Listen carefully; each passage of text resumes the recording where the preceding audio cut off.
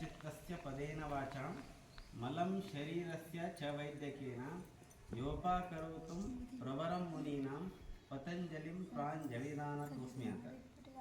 ಯೋಗೇನ ಚಿತ್ತಸ್ಯ ಅಂತಂದರೆ ಯೋಗದಿಂದ ಚಿತ್ತ ಶುದ್ಧಿ ಆಗ್ತದೆ. ಚಿತ್ತ ಅಂದರೆ ಮನಸ್ಸು.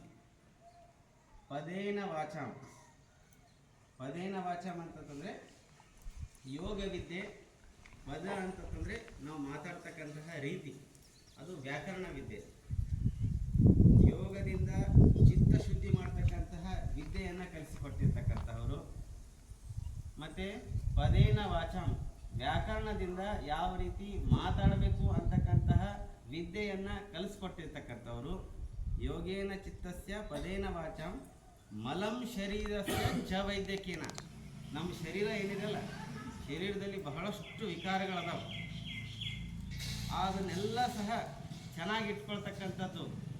ಯೋಗೇನ ಚಿತ್ತಸ್ಯ ಪದೇನ ವಾಚಾಂ ಮಲಂ ಶರೀರಸ್ಯ ಚ ವೈದ್ಯಕೇನ ಅಂದರೆ ಇಂತಹ ಶರೀರವನ್ನು ಚೆನ್ನಾಗಿಟ್ಕೊಳ್ತಕ್ಕಂತಹ ಒಂದು 3 ವಿದ್ಯೆಗಳನ್ನು ಕಲಿಸಿಕೊಟ್ಟಿರ್ತಕ್ಕಂಥವ್ರು ಯಾರು ಅಂತಂತಂದರೆ ಮಹರ್ಷಿ ಪತಂಜಲಿ. ಆ ಮಹರ್ಷಿ ಪತಂಜಲಿ ಅವರಿಗೆ ನಾವು ನಮಸ್ಕಾರ ಮಾಡ್ತಾ ಇದ್ದೀವಿ. ಪ್ರಾಂಜಲಿಂ ಪ್ರಾಣತೋಸ್ಮಿ ಅಂತಂದ್ರೆ 2 ಕೈ ಜೋಡಿಸಿ ನಮಸ್ಕಾರ ಮಾಡಕತ್ತೀವಿ ಅಂತ ಈ ಶ್ಲೋಕದ ಅರ್ಥ. ಸೊ ಈ ಒಂದು ದಿನ ಕೇವಲ ನಮ್ಮ ದೇಶ ಅಷ್ಟೇ ಅಲ್ಲ, ಪ್ರಪಂಚದಲ್ಲಿರ್ತಕ್ಕಂತಹ ಎಲ್ಲ ದೇಶಗಳು ಸಹ ಯೋಗಾಭ್ಯಾಸ ಮಾಡ್ತಾ ಇದೆ.